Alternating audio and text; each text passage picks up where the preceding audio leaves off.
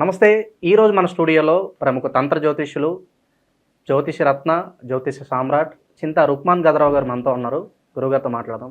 నమస్కారం గురుగారు. మాతృదేవోభవ, పితృదేవోభవ, ఆచార్య దేవోభవ. గురుగారు, శ్రీ విశ్వావసు నామ సంవత్సరంలో సింహరాశి వారికి ఈ కొత్త సంవత్సరం అంతా కూడా ఎలాంటి ఫలితాలు ఉండబోతున్నాయి? ఆరోగ్యపరంగా, ఆర్థికంగా అన్ని విభాగాల్లోనూ వీళ్ళకి ఎలా ఉండబోతుంది గురుగారు?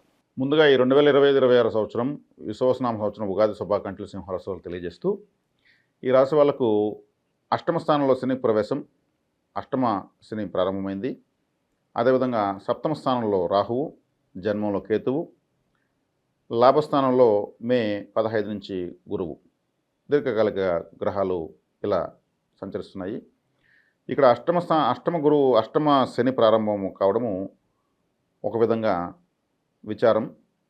సప్తమంలో రాహు ఉండడము అంత మంచిది కాదు, జన్మంలో కేతు ఉండడము అంత మంచిది కాదు. లాభస్థానంలో ఉన్న గురుగ్రహము చక్కగా వీళ్ళను ఆదిశేషుడి వల్ల కాపాడుతామని చెప్పచ్చు. ఎందుకంటే ఈ రాశికి గురువు పంచమాధిపతి కాబట్టి ఈ పంచమాధిపతి లాభంలో ఉంటూ పంచమాన్ని చూస్తున్నాడు, అంటే అదృష్టాన్ని చూస్తున్నాడు. ఈ సంవత్సరం వీళ్లకు ఈ పీడగ్రహాలు అయినటువంటి రాహుకేతు శని యొక్క ప్రభావాన్ని పూర్తిగా ఆయన నియంత్రించేస్తున్నాడు. అదేవిధంగా వీళ్లకు ఆదాయం 11, వ్యయం 11, రాజ్యభుజం 3, అవమానం 6. కాబట్టి వీళ్లకు లాభము నష్టము సరసమానంగా ఉన్నాయి. రాజ్యభుజము 3, అవమానం 6. అంటే ఇక్కడ వ్యతిరేక గ్రహాల బలం పెరిగింది, కానీ ఒకే ఒక అనుకూల గ్రహము ఆ బలాన్ని సరిచేస్తూ ఉంది. సహజంగా సింహరాశి వాళ్ళు ఏది ఓపెన్గా చెప్పకూడదు, చెబితే ఏది జరగదు, చెప్పకుండా వీళ్ళు ఉండలేరు. ఏం చేస్తున్నామని చెప్పకూడదు అంటారు, అసలు చెప్పకూడదు. సింహరాశి వాళ్ళు మాత్రం చెప్పి ఏది చేసినా జరగదు. ఈ వీడియో చూస్తున్న సింహరాశి వాళ్ళందరికీ అదే బోధపడుతుంది. వీళ్ళు చెప్పారంటే జరగదు. సింహం కాబట్టి వాళ్ళు హుందాగా ఉండాలి, చేసి చూపించాలి. వీళ్ళు వేరే వాళ్ళకి ఉపయోగపడిపోతారు, పొగడ్తలకు పడిపోతారు. నువ్వు అది నువ్వు ఇది అంటే ప్రాణమైన 100 సార్లు ఇచ్చేస్తారు. అక్కడే వీళ్ళు నష్టపోతారు. ఇంకొకలాగా దిగజారి బతకలేక వీళ్ళు అటనే పరిస్థితులు అనుకూలించకపోతే మాత్రము చాలా క్షోభను అనుభవించే నష్టాల్లో ఉంటారు. వీళ్ళు పరిస్థితులు బాగలేదని తెలిసినా వీళ్ళ చుట్టూ భజన చేసి వీళ్ళు మళ్ళీ కూడా చేతులు తిన్నట్టు తినేస్తారు సమాజంలో. వీళ్ళకు దిగజారి బతికేది తెలీదు, అటనే గోప్యంగా బతకడం తెలియదు. Open book. వీళ్ళ యొక్క వీక్నెస్ పొగడ్త. గ్రహరాజు రవికి సంబంధించిన రాశి కాబట్టి వీళ్ళు దీన్ని సెర్చ్ చేసుకోవాలి.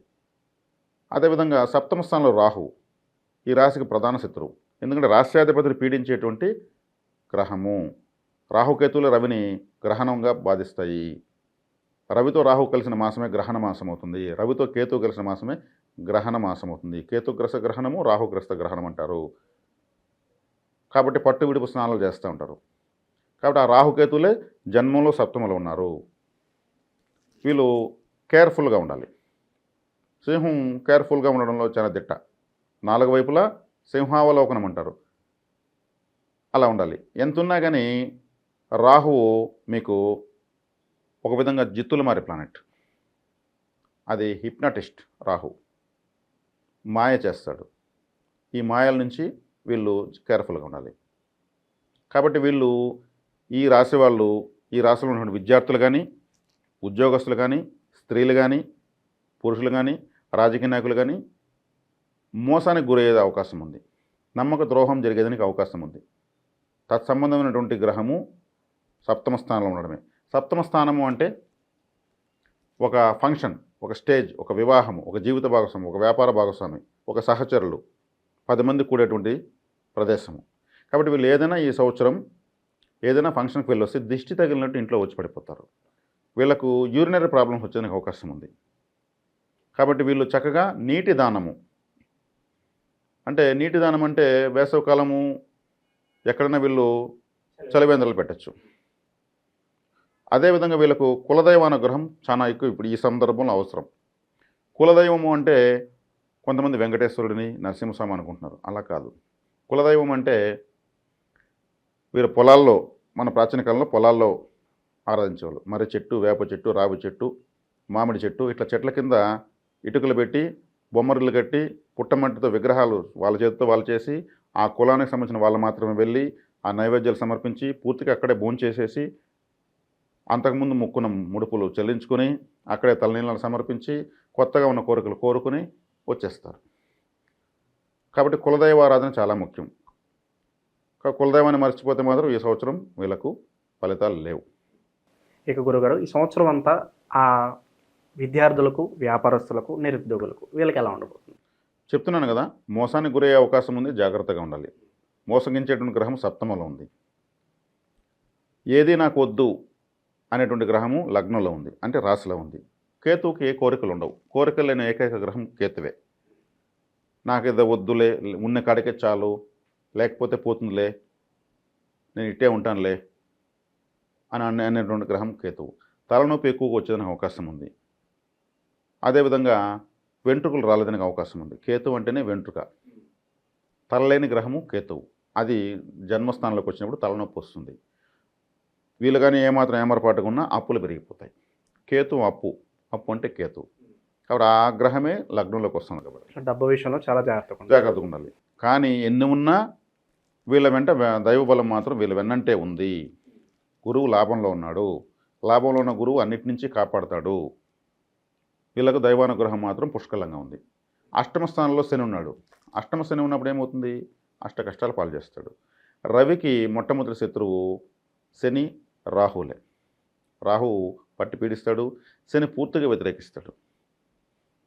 కాబట్టి అష్టమ శని అనేది 2.5 సంవత్సరం ఉంది. ఈ సంవత్సరం గురుబలం ఉంది కాబట్టి అది పెద్దగా ప్రభావం చూపించదు. శని కూడా మీనరాశిలో పెద్దగా శక్తిని చూపలేడు, అది జలరాశి కాబట్టి. ఇక వ్యాపార పరంగా గురుగారు ఎలాంటి వ్యాపారాలు పెట్టుకుంటే బాగుంటుందంటారు వీళ్ళు సంవత్సరం? ప్రస్తుతం వీళ్ళు చేస్తున్న వ్యాపారాలే గుట్టు గోప్యంగా చేసుకోవడం బెటర్. కొత్త వ్యాపారాలు ప్రారంభించకపోవడం మంచిది. కొత్త వ్యాపారాలు ప్రారంభిస్తే ఈ సంవత్సరం మనకు ఆదాయాలు లేవు అని అనుకోని ప్రారంభించడం మంచిది. ఎందుకంటే మనకు రాహు సప్తమంలో ఉన్నాడు. సప్తమంలో రాహు ఏం చేస్తాడు? వ్యాపార భాగస్వామి అన్నాను, సమాజము అన్నాను, అంటే కస్టమర్స్ కావాల్సిన సమాజం నుంచే. ఆ సమాజంలో రాహు ఉన్నాడు. మోసగించేదానికి, అంటే వీళ్ళు వ్యాపారం పెడితే తీసుకునే స్టాక్ ఇచ్చేటువంటి వాడు కూడా మోసగించవచ్చు. మేలైన సరుకు తక్కువ రేటుకు చూపించి డబ్బులు తీసుకొని మీకు నేను ట్రాన్స్పోర్ట్లో పంపిస్తానని చెప్పి మట్టమైన సరుకును పంపించేస్తాడు. అదే మోసం. చూపించేటప్పుడు విలువైన వస్తువు తక్కువ రేటు చూపిస్తారు. రాహు అలా చేస్తాడు. ఇక ఉద్యోగస్తులకు ఎలా ఉంటుంది గురుగారు? ట్రాన్స్ఫర్లు కోరుకుంటూ ఉంటారు, జీతభత్యాలు పెరగాలని కోరుకుంటూ ఉంటారు. అటువంటి వారికి ఎలా ఉండబోతుంది ఈ సంవత్సరం? ట్రాన్స్ఫర్లు కోరుకున్నారు, ట్రాన్స్ఫర్లు అవుతాయి, జీతభత్యాలు పెరుగుతాయి. ఎందుకంటే దానికి కారణం చంద్రుడు, గురువే. ఎందుకంటే 12వ స్థానము కర్కాటకము, చంద్రుడు తిరుగుతూనే ఉంటాడు. ట్రాన్స్ఫర్లు అయితే మాత్రం వీళ్ళకు బాగానే వస్తాయి.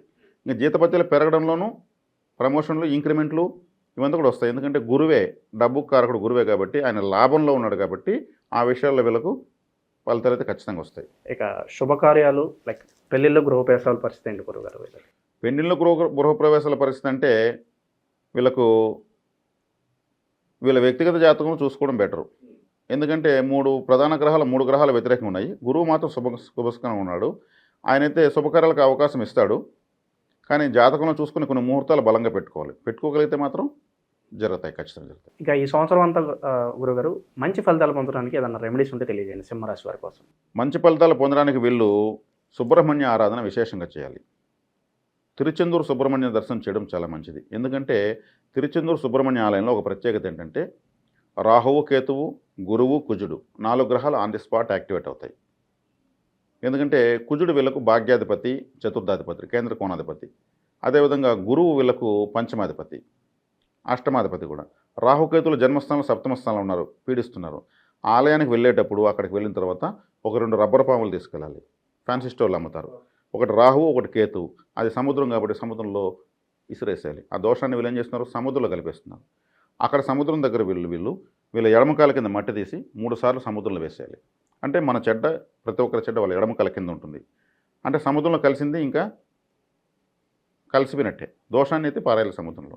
చక్కగా తలనీలాలు ఇచ్చేసి సముద్ర స్నానం చేసి స్వామివారే స్నానం చేసిన ఒక బావి ఉంది అక్కడ. సుబ్రహ్మణ్య స్వామి బావిలోడాడు అక్కడ. సాక్షాత్ దేవుడే. ఆయన స్నానం చేశాడు. ఆ బావిలోకి వెళ్తే 3 బకెట్ల నీళ్ళు పోస్తారు మన పైన. ఇంకా ఆ దెబ్బతో వీళ్ళకున్న అన్ని దోషాలు పోతాయి. ఈ సంవత్సరం విశేషమైన ఫలితాలు వస్తాయి.